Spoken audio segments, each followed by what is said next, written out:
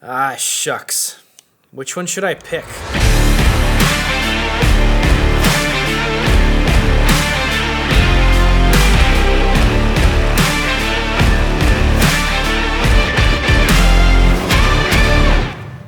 Hi all! Has it happened to you that you just got a new camera that's filled with all kinds of bells and whistles, funny looking letters and symbols, and you just have no idea from which that you're supposed to use or pick?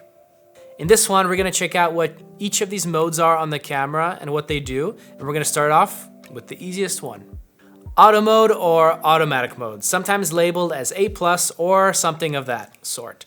This mode does virtually everything for you. It sets all the parameters on your camera, and all you have to do is just point and shoot.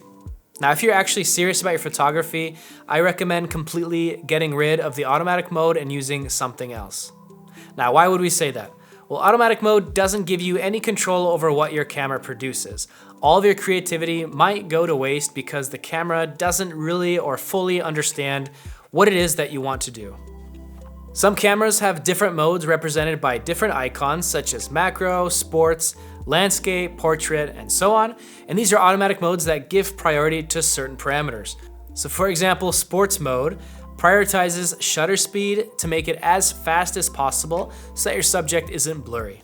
Now the opposite of auto mode is going to be something known as manual mode. On most cameras on the spinner, it's represented with the letter M, and as the name suggests, you do everything and all the parameters by yourself.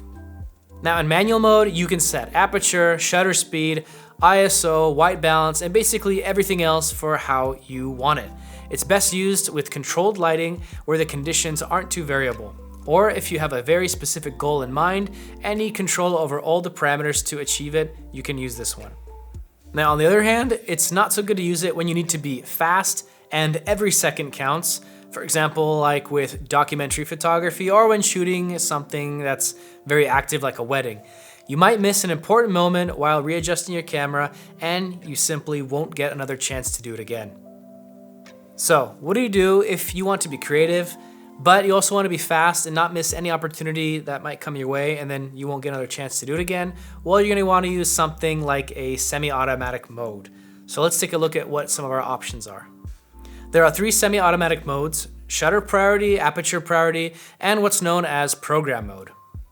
Alright, so we already went over some of these semi-automatic modes in this video here, but just briefly, we're going to touch up on them in this one again just to give you a nice quick little overview. So P, or program mode, is going to be the closest thing to auto. It sets shutter speed and aperture for you, and you have the freedom to choose the ISO, white balance, as well as many other settings that aren't available in auto mode, like color space, focus area, metering mode, etc. If we set both ISO and white balance to auto, we basically have auto mode, but we still have control over these settings. And the uses for program mode vary, but we use it only when we don't have a specific goal and just want to take pictures. Next, there are semi-automatic priority modes such as S, which is going to be shutter speed, or A, which is going to be your aperture priority. Semi-automatic priority modes let us set a parameter that doesn't change and then sets the other parameters so that the exposure matches the light meter. So with shutter priority, if we set a shutter speed, like 1/100, the camera automatically sets my aperture. And if I have auto ISO, then ISO as well. If ISO is set to a certain value, then it sets the aperture to match the light meter at that value. Shutter priority is useful for things like sports or long exposures when we need our subject to either be frozen in time or as blurry as possible. Now, aperture priority does the exact same thing, but just with aperture. It adjusts the rest of the camera settings based on aperture so we can shoot how we want. Aperture priority is useful for portraits or other genres where depth of field is really important. Then there's this one special mode, which is S&Q. Now, S&Q is mostly used for shooting video, so whether we're doing time lapses or slow motion, and it just helps us so that we don't have to do as much post-production work after actually taking the video. Now with S&Q mode, you can set the output frame rate and shooting frame rate, and based on the ratio, the camera sets the remaining frame rates and creates either a fast motion or slow motion video. Finally then, we have the camera modes labeled as either 1, 2, or 3, or C1, C2, and C3 respectively. These are custom camera modes where you can save any pre-saved camera setting for pictures and videos.